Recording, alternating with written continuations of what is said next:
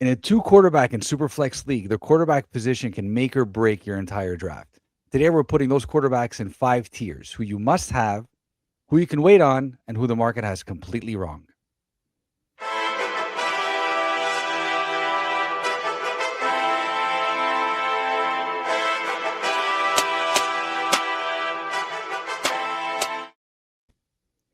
Welcome back, ladies and gentlemen. Welcome back. Welcome back to another episode of the Bush League Huddle Fantasy Football Podcast. How we doing? How we doing? I'm Fab, and I'm joined as always with my two co-hosts, Raj and Nak. Oh yeah, we got a fire episode. Let's start off with a very, very central introduction. Hope you guys like that. And if you're still listening, please pull up a chair, get comfortable, because what's on the docket this week are QB tiers. And in a two quarterback league, especially in a two quarterback fantasy focused football podcast like ours, the Bush League Huddle Fantasy Podcast, I mean, this episode is probably going to be one of the most important episodes of the entire draft season. So, in a standard league, you can wait on a quarterback, right? Like I've drafted a quarterback in the 10th round, the 11th round. Like it's really not a big deal at all. But in a two quarterback or super flex league, like you can't wait that long. Like you just can't. The runs happen fast, they happen soon, they happen quick, and tiers matter. And if you're caught without a viable second starter, you're in trouble every single week. Before we jump into this episode, quick plug: if you missed our tight end tiers last week, it's in the description. So please take a look and follow to the last episode. And also follow us on YouTube, Spotify, Apple Podcasts, TikTok, Instagram, Twitter. We drop content now every single week. We answer every waiver wire question you're going to have, every sit start question you're going to have, every draft question you're going to have. And unlike the Italian national team, we're not going anywhere when it comes to our coaching staff and our technical directors. My goodness. Anyways, so yeah, 5 tiers, one liner per player, plenty of disagreement. Nak, take it away with tier one. Thank you, Fab. Yes, the tier one. I believe we were all pretty much in unison on this one, except for one QB. But that number one overall QB, you know who it is. It's Josh Allen. I believe it's the fifth year in a row now that he's going to be consensus number one on the board. 579 rushing yards last year, 14 rushing touchdowns. QB1 in 3 of the last 4 years. He's the no-brainer number one QB here. Then at number two, we've got Lamar Jackson. So Bushy Huddle consensus was number two, market QB2, finished QB20 in 2025, but only played 13 games last season. So a healthy Lamar is definitely a completely different player. Then you've got Mr. Drake May at number three. So finished the year last year actually as the number three in fantasy for almost 4,400 passing yards, 31 TDs, and in year two, QB3 finish. So keep an eye out for that. Fab actually has him at second overall. This is where we deferred. And then we all had Mr. Joe Burrow at number four, finished obviously QB29 in 2025, but he missed most of last season. A healthy Burrow is a top tier pick and slam dunk for lock for sure in a two QB league. So Raj actually has Allen completely alone in tier one. So Jackson, May, and Burrow all drop down to a tier two. Fab, is Raj onto something or is he completely wrong here? No, Roger. If anything, we're completely wrong. When I saw the tiers after, I was like, yeah, that makes sense. I would put it. He deserves to be in a class of his own, Mr. Joshua Allen, Haley Steinfeld's husband. He deserves to be very much in a class of his own and in a tier of his own. He's finished as QB1 in 4 of the last 5 years. Not QB like top 12. No, like the number one quarterback in fantasy in 4 of the last 5 years. There's nothing more that needs to be said. He deserves to be in a tier of his own. Highest floor, highest ceiling, most consistent. Yeah, if in a two An quarterback Iron league, Man. yeah, that too. Honestly, a great call, Nike. Yeah, absolutely. He deserves to be number one overall in your draft in a two quarterback league. And if you're not drafting him and you're first overall in the Superflex and quarterback in two quarterback league, then like hand in your fantasy football card. Honestly, like it's For the real. yeah, it's the easiest decision you'll ever make in your life. It might as well be He's, auto drafted. he's the funnest fantasy player I think I've owned outside of Antonio Brown Mm, I never had the pleasure, unfortunately. personally. Yeah, I'm this doing the yeah, dance this now. is I'm just for doing. the gifs too, just for the gifs. Like Just for the vibes. those are the best all season. But no, I'm tend shaking to my agree with pelvis you. like Antonio Brown, like he did. I know you guys can't see, but yeah. He's a Call he's God. a Knack knows Knack knows the dance I'm talking but about. Yeah, he's yeah, we he's know it. such We a know it. hard he's so hard to root against. Yeah. Like, let's say, I know if you're a Pats fan or Dolphins fan or whatever, right? But he's a very likable person. Did you ever guys see the videos of him like golfing with his boys? Golfer, yeah, great golfer.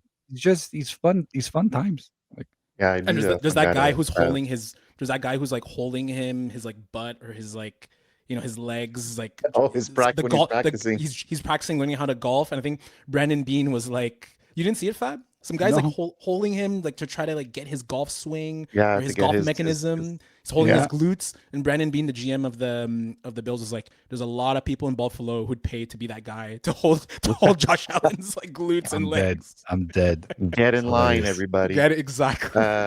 It's so While we're funny. still on Alan, Raj, play baby devil's advocate. Give me a reason, a real reason he doesn't finish QB1 again. Yeah, it's really hard, but Bills were fourth in red zone rush attempts last year, and you'd think maybe with DJ Moore coming on, DJ Moore obviously is probably going to be the best patch catcher that the Bills have had since Stephon Diggs. Big time run after catch guy, so you think maybe his passing ceiling increases. He's going to turn 30, or if he hasn't turned 30 already, Josh Allen will be playing at the age of 30 this season. So you think maybe do they want to take less hits on him, less of those tush pushes, less of those, fourth and ones on the goal line, on the 2 yard line, and they have two very capable backs in James Cook and Ray Davis. James Cook, who's had back to back amazing seasons. So that's the only thing I could think of. And then if we look at the other guys in the tier, right, like Lamar Jackson, he's almost like every other year he has a very good bounce back season. That could easily happen with a new offensive coordinator. Drake May is Drake May. I don't think there's going to be like a 30-year slump. And then Joe Burrow's on an even year. The curse of the Joe Burrow odd year is it's going to skip, right? So every even year, Joe Burrow has an absolutely amazing season. But Allen's the king of the castle, man. It's like you said, Fab. Like, if you don't draft him as the first QB, you're just a hater, basically. So the devil's advocate is there, but it's very unlikely to happen, I think. I have to definitely agree with you. That was tier one, folks. That was pretty easy and self-explanatory. But we're gonna move on with tier two, and I will give it to Fab. Thanks, Mac. Yeah, tier 2 is a lot more interesting. There's Thanks. no, it's you did a great job, but no, it's just there's a lot more polarizing characters over here. So like tier 2 locked in, your QB2 anchors in a 2 quarterback league. These are the players that really win or lose your draft. I'm just gonna rapid fire them. So Caleb Williams, we have him ranked consensus 5. The market has him as QB8. He finished number 8 quarterback in 2025. So this is year 2 in Ben Johnson's offense with an elite O-line. The market might still be sleeping on him, in my opinion. Jalen Hurts, Mr. Tush Push himself. So he finished as composite ranking for us was 6th overall. The market has him as QB6 as well. He finished as number 9 in 2025. But AJ Brown gone, a new OC again. More pressure on his arm than ever before. And we all know how much he likes to throw for those 4,500-yard seasons. Sorry. This might be the year. That's gonna have to be. But There who's we he go. throwing to? That's a different. We're gonna get into that. Justin Herbert, we have him ranked as number 7. The market has him as ranked as QB9. He finished 10th overall in 2025. Josh McDaniels arrives as a new head coach. Lad McConkey's there. Mike McDaniel. Sorry, Mike McDaniel. Excuse me. Apologies. Omarion Hampton, Orlando Gadsden still has elite weapons around him and a scheme for the first time, and probably no more excuses, assuming he stays healthy like everybody else. Dak Prescott. We have him ranked consensus 8. The market has him as QB10. He finished as number 5 in 2025 overall. Well, in quarterbacks, excuse me. Number 1 fantasy environment per draft Sharks. 4,552 passing yards, 30 touchdowns. Knack, Mr. Dallas Cowboy fan hater himself, has him as ranked as number 5 overall amongst quarterbacks. Raj has him down to 10th overall. Jayden Daniels, consecutively, we have him as number 9. The market has him as QB5. He finished as 34 last year in 2025, but he was obviously injured. He only played 7 games. Marking him as a QB5, which I think there's a bit of a concern there, especially from an injury standpoint, durability standpoint, offensive scheme around him as well. We mentioned that already in the last few episodes. We're not really sure how that offense is going to look. It's going to be interesting. Trevor Lawrence, man, Mr. Sunshine. We have him ranked as 10th consensus. Mark him as QB10, QB11. He finished as number 4 last year in 2025. The guy was on fire. He went off, I think, towards the end of the season. He just got into Liam Cohen's rhythm. Finished with 4,000 passing yards, 29 touchdowns, 9 rushing TDs. He was really using his legs last year. So, Cohen's offense is elite, and we might see a little bit more of that again this year. And Patty Mahomes, consensus Bush League Huddle is 11. The market has him as quarterback 13. He finished as quarterback 11 in 2025, quietly becoming a game manager. We've mentioned this already a few times. And he's coming back from a serious knee injury. I am the only one who has actually dropped him out of tier 2 and put him into tier 3. I have him as ranked 15 when Roger and Knack have him at 12 and 11, respectively.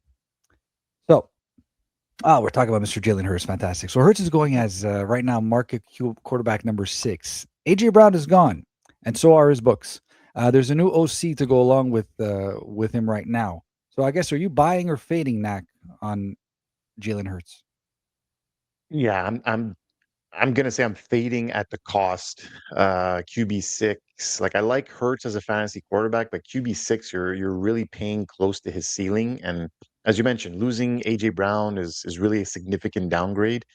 And I know, look, with another new offensive coordinator, what is that, like number 9 in the last 10 years of his life that he's got a new offensive coordinator? Yeah, something like So that. there's definitely more variables than people are acknowledging. And look, Hurts' ability gives him one of the safest floors in fantasy for sure, but I don't think his passing efficiency or touchdown upside will match his previous seasons.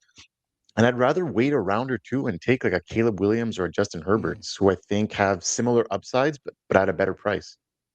Yeah, I like that call about waiting around a little bit, because there is definitely, in my opinion, I agree with you fully, a lack of value of Jalen Hurts at that price. You're going to have to really hope that he gets his 15 rushing touchdowns with the tush push from to salvage that, because he's not necessarily known for chucking the ball downfield all that much, right? The guy's never broken 4,000 yards passing.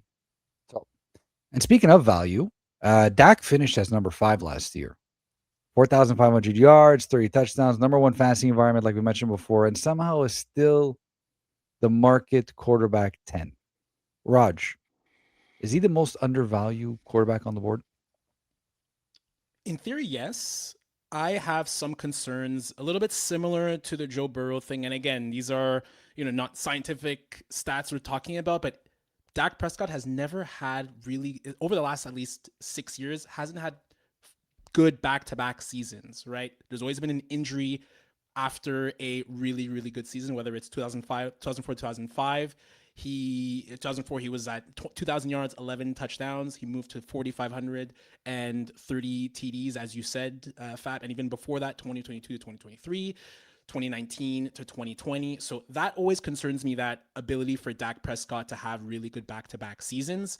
And there's the fact that if you look at all of these guys here, they all have really good rushing upside. Even Patrick Mahomes, right? The dual threat ability of Dak Prescott has been kind of gone since he had that really bad and gruesome ankle injury. I think it was 3-4 years ago. So in theory, yes, he's definitely undervalued. It's a very good offense. As you said, Draft Sharks has that as the best environment in the league. CeeDee Lamb should be back. We have George Pickens. We have Javonte Williams, who was a really big revelation as well at the running back position. But if I'm pressed for it, I think I would still go maybe Jayden Daniels. I had Jayden Daniels just above Dak Prescott by 1 spot. I think that rushing upside, and if you could get Jayden Daniels at a bit better cost, I like that upside factor where you could get guys like Dak Prescott in the later tiers, which we're going to talk about afterwards. No, that's so funny that because of an injury scare that you have for Dak Prescott, you'd rather go Jayden Daniels. Because of the lot. No, but look. Fair point, but it's because of the lack of rushing upside. And I agree. There's Dak Prescott's littered in tier 3, as we're gonna see. Yes, yeah, that's a great point. That's a very good point. There's 3 or 4 guys. I don't want to split, but I just want to know now quickly. You had Dak Prescott as 5. Why did you have him so high? exactly how Sharks looks at it. You, Mm. you mentioned it. CeeDee Yeah. Lamb on one side, you've got Pickens on the other side, you've got Javonte Williams in the backfield. You have that rookie, they have Jordan Blue that didn't Jayden play Blue, yeah. much last year, but Yeah. he's going to Jayden come Blue. along in his second year. Jayden. You still have Ferguson, who's really good at the tight end position. Like they have literal weapons everywhere. Yes, 100% he's got to stay healthy, but you could say that about every single QB on the board. And finished QB5 last year, 4,500 yards, 30 touchdowns. Like I think, Hmm. and he had CeeDee Lamb, who was hurt for a little bit of the season. I mean, healthy Pickens and Lamb all year. Ferguson, Javonte. I think he could even push for 5,000 yards and close to 40 Wow. touchdowns this year. They have the I, offense. I don't disagree with that. I really, really don't. It's an offense you want to be a part of, and I would not be shying away from having Dak as my QB1 on my team. I really, really wouldn't. But anyways, that's tier two, which is super solid quarterback two, potentially quarterback one. We're talking about over here. Now we're going to jump into tier three, Roger, if you don't mind. Yes. Yeah, so tier three, this is the solid 2 QB tier. These is viable 2 QB starters with real upside. So, if you miss these in the middle rounds, you're left scrambling. So, at the composite QB 12 for Bush League, we have Brock Purdy. Market had him as QB 14. He finished QB 24 in 2025. So obviously he missed most of last season, but he averaged 22 points per game in 9 games. He has Mike Evans now at wide receiver. Sounds like Kittle will be back. 40 touchdowns is a real possibility. Fab, you had him at tier 2 and nobody else did. And then Mhm. at Bush League Huddle composite QB 13, we have Matthew Stafford. Market has him at QB 12. He was the QB 2 last year. A lot of people are Wild. still sleeping on Yeah. him. 4,700 yards, 46 touchdowns. Yes, there was a clear campaign for MVP, but still those stats matter. He's a pure pocket passer, so obviously there's no rushing upside similar to Dak Prescott. At QB 14, we have Bo Nix. Bo Nix is QB 15 in market, finished QB 7. Hard to believe he was finished QB 7 in 2025. 3,900 yards, 356 rushing yards. Elite rushing floor for a pocket passer, but there's just something about Nix that I can't get there with him as a bona fide QB1. At QB 15, composite for Bush League Huddle, we have Jared Goff. Market had him at QB 16. He finished QB 6 in 2025. 4,500 yards, 36 touchdowns. This is a top 4 ecosystem, even with another new coordinator. Knack, you had him at QB 11 in your rankings. Nobody else had him higher. Pure pocket passer, Disrespect. again, no rushing Mhm. upside similar to Dak Prescott and Matthew Stafford. Can I just interject two Yes, seconds? of course. Now we're talking about three pure pocket passers that we mentioned that finished top 6 in fantasy last year. Just saying. Yep, absolutely. Stafford 2, Yep. Goff 6, and Dak at 5. So Uh, this is where I'm not worried for these guys. Yeah, and that's a good segue to Jackson Dart, who is our QB 16. Market has him as QB 7, quite high. He finished as the QB 14 in 2025. 9 rushing TDs, 19 points per game. There's a lot of upside with Jackson Dart. Obviously, the concussion and injury history are a real concern, as is the fact that Malik Neighbors may start the season either on the PUP or hampered considerably. At QB 17 consensus, we have Baker Mayfield. The market has him as QB 20. Fab's Baker Mayfield. He finished at QB 12 in 2025 with a pretty injury riddled season. Mike Evans is gone. However, there's a new OC in Zach Robinson. He needs to step up in a target rich environment, and he's also vying for a new contract. Rounding it out, we have Kyler Murray at QB 18. Just 5 games last season, now throwing to Justin Jefferson under Kevin O'Connell. I have him as consensus 22 in my rankings.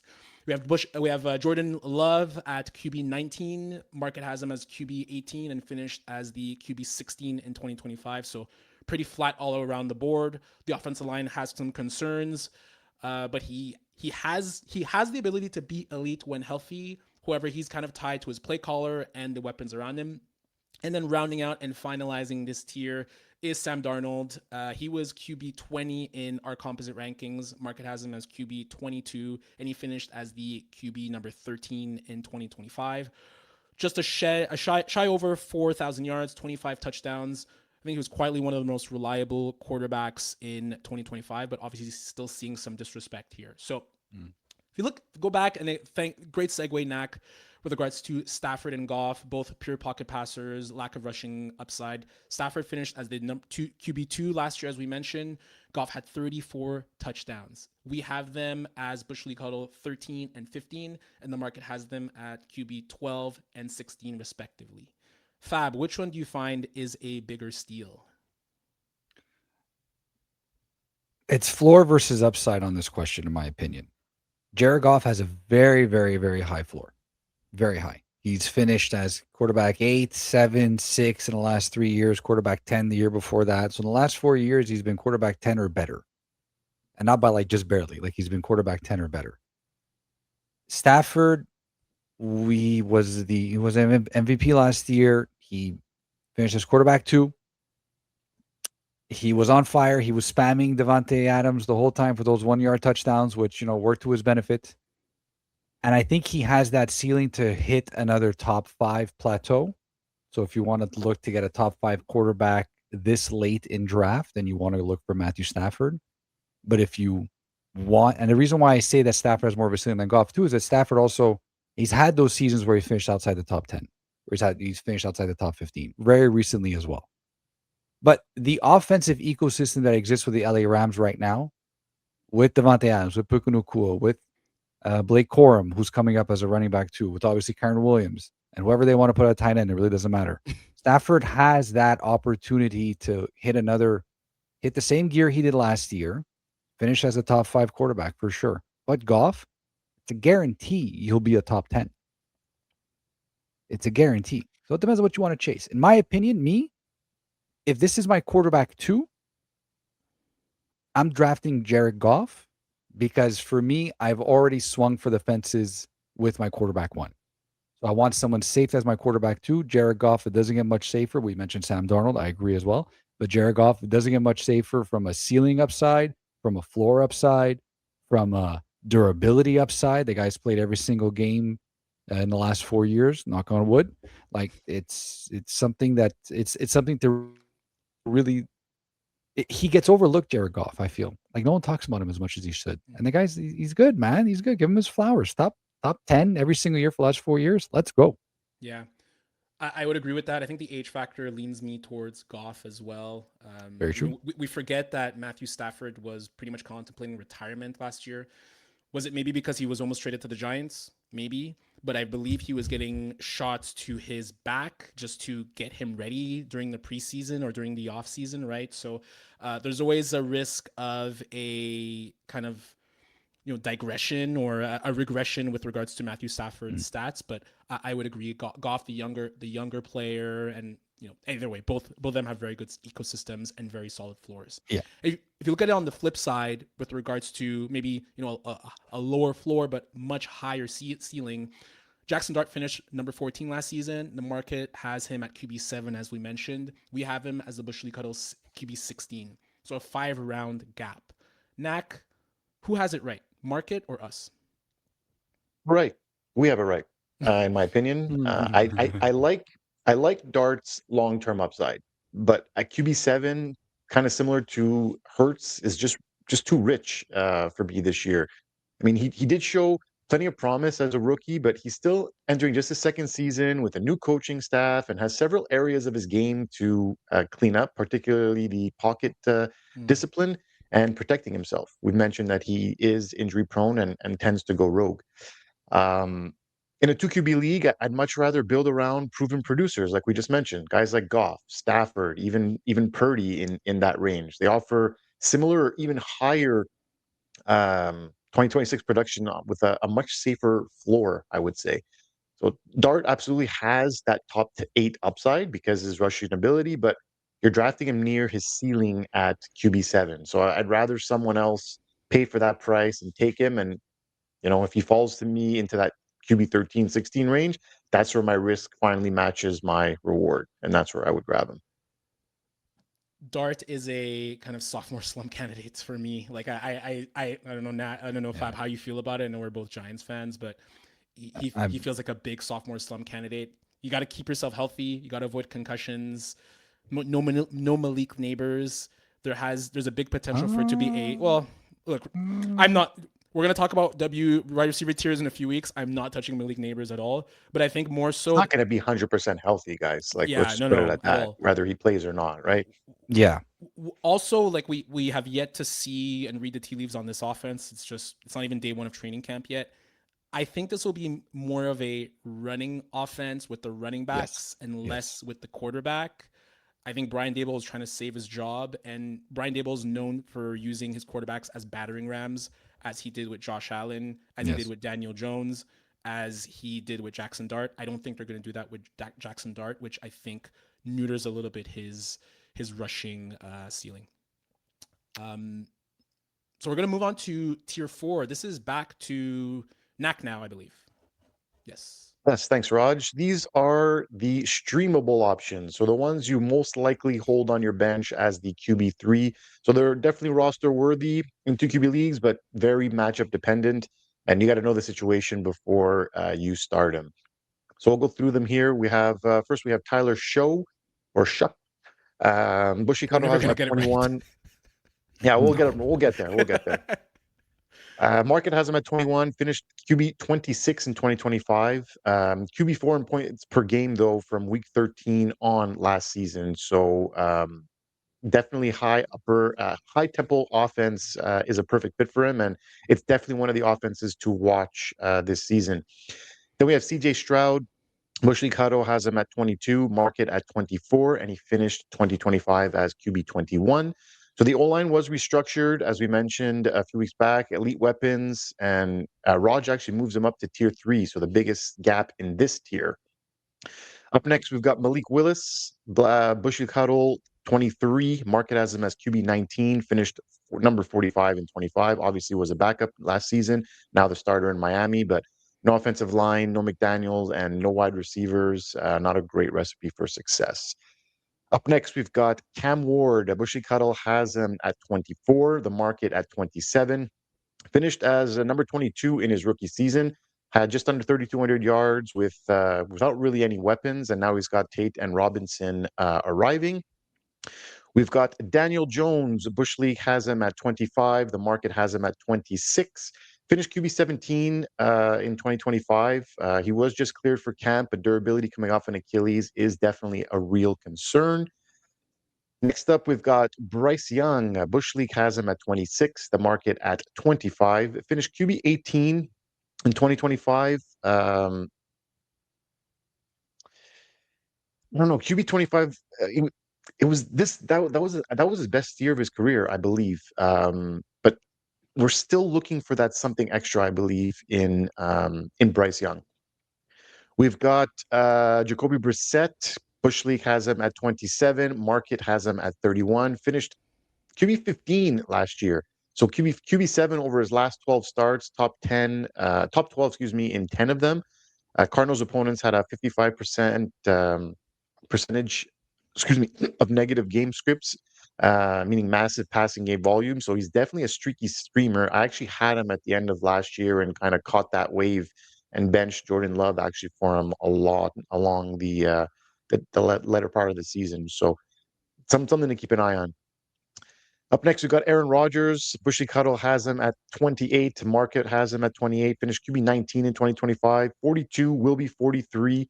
Reunited with McCarthy, who he was soured on. Lowest ADOT to all qualified QBs last season. Definitely zero rushing upside, Mhm. and finished QB 28 per game despite playing all 16 games last season. I think he's going to be 43 in season.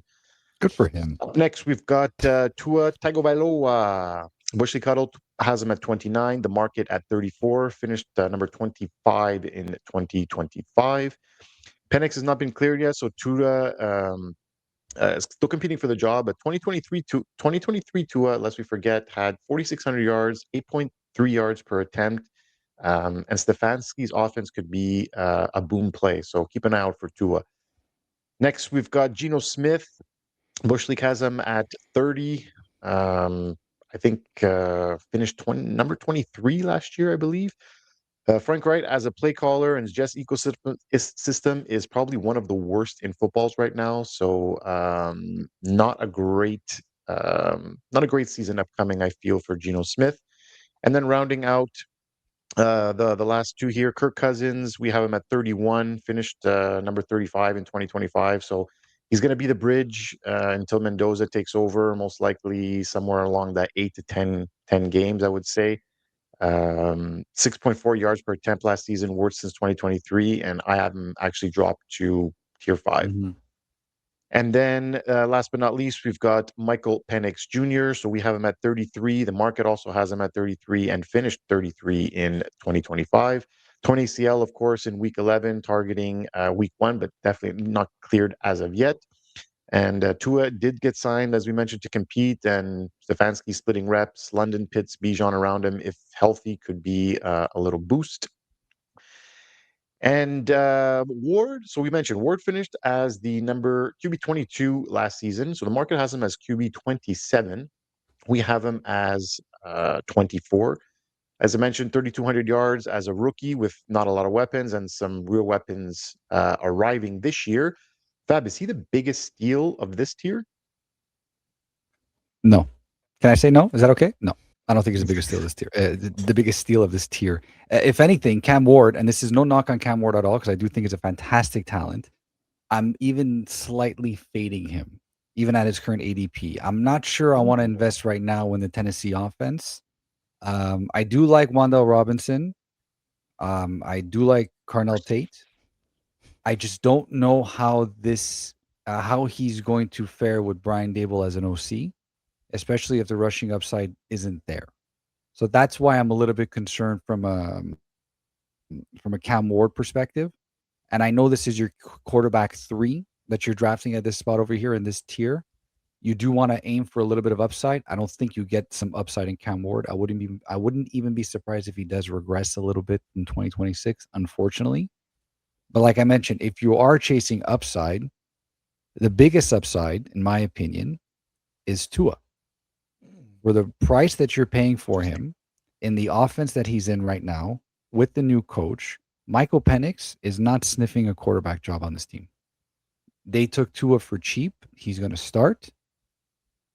I think he's going to play relatively well. I think there's going to be an avenue for fantasy football success at his current market price. This guy's he's going as QB 34. We're talking about a guy that could be starting for you in a 2 quarterback league, or at the very least at the streamer position. And I think there is some really serious upside here for Tua with the Falcons. I really do. Also, like, he's playing in a dome. The weapons around him are very good. Like, there's a lot of things to like. The offense isn't really changing all that much. You're going from one left-handed quarterback to another left-handed quarterback. So I think there's more to like here than what's being said. An honorable mention to Jacoby Brissett. The fact that he signed a contract right now, he's another one too that there's serious upside there.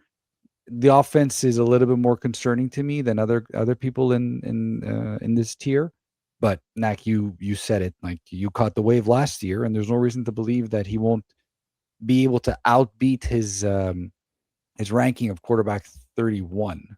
So I'd rather have those two guys in Cam Ward. Yeah, I definitely agree with your take. And I was actually reading today that I know it's early days, but Carson Beck is having some accuracy issues early on in camp. So not sure he's going to beat out Brissett. And obviously, if they did up his contract and pay him that 1 year, Brissett can be penciled in as the starter for Arizona. Yeah, he has a Um, lot of sorry to cut you off. He has a lot of incentives built into his contract, and it can hit like $25 million, which is it's low for a starting quarterback, but it's still money. So and interesting one here with I know Willis was a backup last season, but now he gets to be the starter in Miami. But as we mentioned, no line, no McDaniels, and no wide receivers.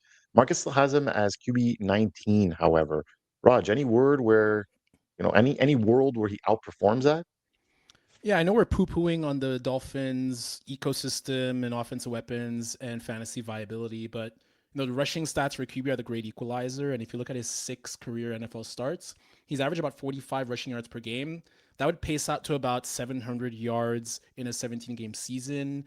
and about 9 to 10 touchdowns. So obviously that's like pacing and best case scenario, but I think there's a possibility that could happen, right? The offensive line we saw is really banged up, so there's a lot of banged up and not young either. Sorry, not good either, and there's a lot of ability for him to scramble and get out of rushes, and he's going to be pressured a lot, and there's not a lot of weapons for him, right? So I think there's a big opportunity for him to use his legs. If you look at like the cost, QB 19, right? Or even we have him as consensus QB 24. If you look at 700 rushing yards, his projected 3,100 passing yards, that could easily be a top 12 finish as a QB. So I think there's a role that happens. Is it going to look great? No. Are you going to worry some weeks? Yes. But I think the ability is there, and they're going to trail a lot. So I think it's a pretty decent price to pay, I would say, for Malik Willis in this tier. I honestly, great. I definitely agree with everything you just said. I'm not a huge fan at the moment, but definitely taking all that information into consideration now. It's when you put it that way, it does look a little bit I better see than Fab it did on paper. I see Fab shaking his head. Because look, Fab, like Bryce Young, really? Like Shuck is the only guy, and maybe Stroud. I would say, look, go for those guys. They're gonna be safer. Yeah. But I Yeah. like the rushing upside that Willis has, where there's a potential for a 700, 800 yards there. Yes. Yes, I like that. But this is a coin flip of a player, in my opinion. This is the most boomer bust Yeah. player that we're going to be talking about all season, and this is Anthony Richardson-esque, in my opinion. You know what I mean? Like where it's so that's why I'm shaking my head. It's like I want no part of this. I want no. But then again, to your point, Raj, you get him at a super deep discount. Hey, I'll QB4. He's your fourth QB4. QB. Yeah, I'll pay 100%. QB4 money for this. 100%. No problem. 100%. No problem. That will do it for tier 4. We will end it off with Fab going over tier 5. Which is where Malik Willis should be, because this is QB4 territory here. At least in my books it is. No disrespect, Malik, if you're listening, friend of the podcast. So this is the deep roster. This is in a 2-quarterback league. We're talking about this is like depth only. So you're not starting these guys unless you are desperate, unless you have nobody else, unless everybody's injured and you made horrible decisions. So we got Fernando Mendoza, rookie phenom, expectedly. We have him ranked consensusly as a quarterback 32. The market has him as quarterback 23. How? Anyways, the Raiders situation is still completely unresolved. We're not even sure if he's starting. We don't know what the situation is right now, so that's that. And then you have the Browns quarterbacks. Shadur Sanders, we have him ranked as 34. Market has him as 29. And Deshaun Watson, we have him ranked as 35. And the market has him undrafted. So currently it's a Browns quarterback battle with Shadur versus Deshaun Watson. Watson is coming off an Achilles, but Cleveland is still paying him a massive contract. Shadur is still TBD on what he actually has. This is the year 2026, and it's a quarterback battle between Shadur Sanders and Deshaun Watson for the Cleveland Browns. That's all we're going to say about that. JJ McCarthy. Yeah. Yeah. JJ McCarthy. I'm so happy the Giants drafted Neighbors instead of him. Bush League Huddle have him as ranked 36 whatever. I can't talk anymore. The market has him as QB 30. He finishes 28th in 2025. Kyler Murray is a starter in Minnesota. Period. We don't know that. Yeah, I'm sorry. The guy's a dynasty stash. Like I'm sorry. Start, then retire. Yeah. Yeah. Honestly. Really. So this is a quick mention. We're not talking about these guys. These are emergency options in a 2-quarterback league only. You know what they are. Now let's talk about who the market has completely wrong. So for our closing segment, one quarterback that we're each going to be choosing one player, buy or fade, that the market has completely wrong. So name, gap, conviction, really that's it. I'm going to kick us off. My guy that I think the market has completely wrong is Brock Purdy. Yeah, sorry, Raj. Brock Purdy. Bush League Huddle, we have him ranked as 12, consensus 12. Market has him ranked as quarterback 14. He finished 24 last year in limited series. But I have him. I'm the only one who has him is in tier 2, and nobody else does. He averaged 22 points per game in 9 games. And guy, who's the name of who who filled in for him last year. I'm forgetting his name. He used to play for the Patriots.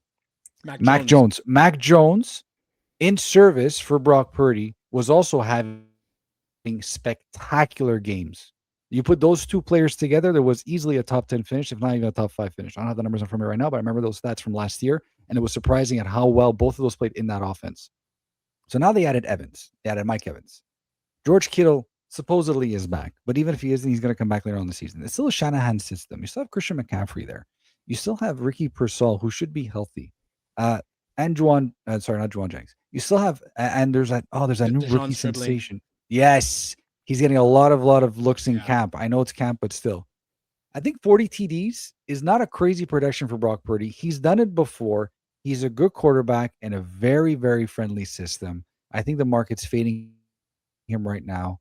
I think I can happily miss on the top 10 guys and have him as my QB number one. I'll be very happy with that because there's a legit path to getting top 5 returns with Brock Purdy in that offense. Love me some Brock Purdy this year as well. Yeah. So actually, and Raj, who do you love? Because next up is you. Yeah, it's gonna be no surprise. It's gonna be Caleb Williams for me. So we talked about it. Bush League Huddle has him as the QB5. The market has him as QB8, and he finished as the QB8 last year. I'm buying this year 3 in Ben Johnson's system. Led 6 fourth quarter comebacks last season. 3,900 yards, 27 TDs. Obviously, the completion percentage was an issue. I watched a lot of Bears games because I own Caleb in quite a few leagues. The misses were quite bad. Some of the misses he had, but I feel like that has to be homed in. The chemistry with Odunze should be better. The chemistry with Colston Loveland's amazing, with Luther Burden as well. And one of the things that Ben Johnson said in his end of year presser, and I think he's reiterated, and a lot of analysts reiterated as well, is that Caleb Williams needs to run more. Right, there's a big potential and opportunity for him to run more if he doesn't see it right away, if he doesn't see his first read right away run, because he had some pretty decent rushing upside last year. So as high as we are, as high as I think everyone is on Caleb Williams globally, just fantasy aside, the market is still a bit shy on him, and I think you need to buy all the stock on Caleb and all the Bears. The tight ends, the running backs, really, great fit in offensive coordinator, QB, and weapons as well. So it's going to be a buy for Caleb Williams for me. Love that. I'll finish her off. I'm buying Trevor Lawrence. That was my QB last year. It was his turn to either show up or show out, and he finished, as we mentioned, QB4 in 2025. 4,000 passing yards, almost 30 passing touchdowns, and 9 rushing TDs. Like, Liam Cohen's offense unlocked his fantasy upside. Like, dual threat ability too now became a higher ceiling than what the market credits him for. Market going at QB11, I think, is way, way, way, way too low. I mean, look, guys, look at this offense. He did it all last year without Brian Thomas Jr., who went off in his rookie season, right? You've got Parker Washington, who kind of took over there. They now have Jacoby Myers in that offense. They've got Brenton Strange, Travis Hunter, who's still going to play, like we mentioned, a little bit of offense. So there are weapons everywhere across the board for Trevor Lawrence. So there's no reason to believe he's going to have an even better year than he did last season. So I'm definitely buying Trevor Lawrence and, still to finish in that top 5, whereas everyone has him outside of the top 10 at the moment. And that's a wrap, guys, on our 2026 QB tiers. The runs are definitely going to happen fast on draft day. So know your tier and know your price, and don't get caught up without a valuable or viable second starter. Next week, we get the running back tiers. So don't miss that. But be sure to follow us on YouTube, Spotify, Apple Podcasts, TikTok, Instagram, and Twitter. Send us your questions. We answer everything. See you next Tuesday. Forza Azuri, not. Jesus. Goodbye. Peace out, everyone.